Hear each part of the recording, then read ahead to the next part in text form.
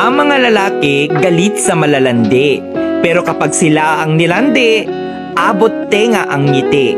Ang lalaki kapag tamang hinala, kadalasan sila ang may ginagawa.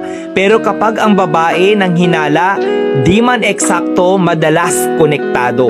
Ang mga babae pag nasaktan, mas nagiging matalino, maganda at matapang yan. Kaya kapag iniwan mo siya, mahirap na yang balikan. Pag may babaeng gustong agawin ang iyong asawa, ipaubayo mo na. Dahil ang tunay na responsableng ama ay hindi maaagaw kahit nilalandi pa. Kaya tatanungin kita, kung ibabalik ka sa buhay single at kung mag-aasawa kang muli, asawa mo pa rin ba ang pipiliin mo? Tandaan mo, wala naman talagang pinanganak na manloloko. Di lang talaga na itanim sa pag-iisip nila ang tunay na kahulugan ng seryoso, respeto at kontento.